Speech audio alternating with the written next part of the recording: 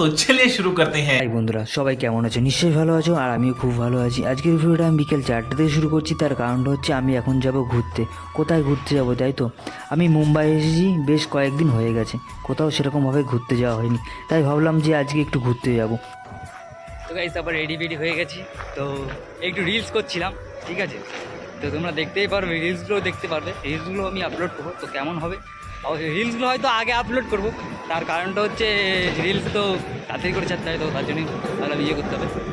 তো 15 minutes later. তো guys, তারপর কিন্তু রুমের এখান থেকে অটো ধরে আমরা চলে এসেছিলাম অটো স্ট্যান্ডে। তো এখন আমরা যাচ্ছি হেঁটে হেঁটে বাস স্ট্যান্ডে। তো এখান থেকে আমরা বাস ধরবো, আর আমরা যে অটোতে করে এসেছিলাম সেই অটোতে আমরা প্রায় 12 জন এসেছিলাম, তো তার জন্য ভিডিও করে তোমাদেরকে দেখাতে পারিনি।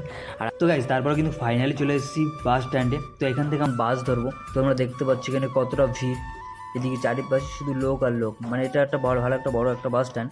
তো এখান থেকে আমরা বাস ধরবো, আর বাস ধরে আমরা যাব আমাদের গন্তব্যস্থান। কিন্তু আমাদের বাস চলে এসেছে, আর এদিকে আমি বাসেও উঠে পড়ছি।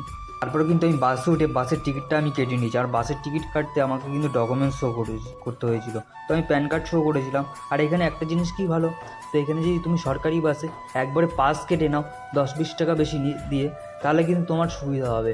কারণ এখানে আমি এই যে পাস যে টিকিটটা কাটলাম, সেখানে কিন্তু আমি সারা মুম্বাই ঘুরতে পারবো এই পাসে, আমার কিন্তু আর কোনো টিকিট কাটতে হবে না। তো এই সিস্টেমটা আমার খুব ভালো লাগলো। এটা যেন আমি চাই যে কলকাতায় খুব তাড়াতাড়ি চালু হোক, কারণ এই সিস্টেমটা হলে আমাদের মধ্যবিত্ত ঘরে অনেক সুবিধা হবে।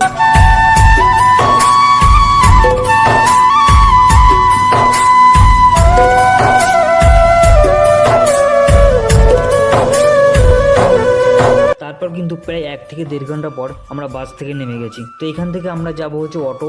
তো এখান থেকে মিনিমাম আর 5-6 কিলোমিটার হলে আমরা সেই গন্তব্যস্থানে চলে যাব। তো তার জন্য আমরা কি করলাম, তাড়াতাড়ি করে উবের থেকে একটা উবের অটো বুক করে নিলাম। তো তার জন্যই আমরা এখন দাঁড়িয়ে রয়েছি। তো অটো আসতে থাকুক, তোমরা ততক্ষণ ভিডিওটা দেখতে থাকো। তো গাইস, তারপর কিন্তু আমাদের অটো চলে আসলো, আর আমরা অটোতে উঠেও পড়লাম।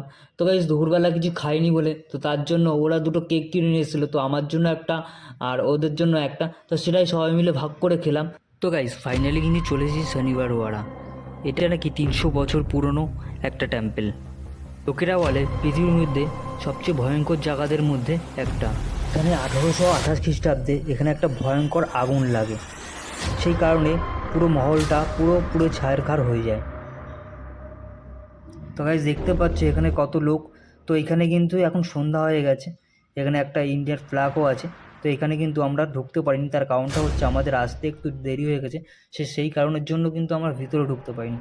তো আজকে আমাদের লাকটা খুবই খারাপ। তো গাইস, এই টেম্পেলের ভিতরে যখন আমি ঢুকলাম, তখন কিন্তু মনটা পুরো শান্ত হয়ে গেল। সবাই দেখো, কেউ কিন্তু কারোর সাথে কথা বলছে না, সব কিন্তু চুপচাপ। আর এখানে পাশে একটা স্কুল আছে, তো স্কুলের কতগুলো বাচ্চা এখানে এসে আসো তোমাদের একটা জিনিস দেখায়। তো এই যে দরজাটা দেখতে পাচ্ছ, উপরে কিন্তু অনেক তীর টাইপের কিছু দেওয়া আছে। তো আমি সঠিক জানি না এটা কি আছে, তো হয়তো কোনো হামলাকারী এই সিস্টেমটা করা। এই দরজাটা কিন্তু প্রায় 2তলার উপরে হবে এই দরজাটা। তো গাইজ, আমাদের কিন্তু আস্তে আস্তে অনেক লেট হয়ে গেছে, তো তার জন্য আমি ভিডিওটা ভিতর থেকে দেখাতে পারলাম না। তো আশা করি অন্য কোনো দিন যদি আসতে পারি, তো তাহলে তোমাদেরকে পুরো ভিডিওটা ভিতর থেকে দেখাতে পারবো। তো গাইজ, আজকের ভিডিওটা আমি এখানে শেষ করছি। আর ভিডিও যদি ভালো লেগে থাকে তাহলে অবশ্যই লাইক কমেন্ট শেয়ার করে পাশে থাকা বেল আইকনটা প্রেস করবে। দেখা হচ্ছে কোনো নেক্সট ভিডিওতে। Tata, love you all.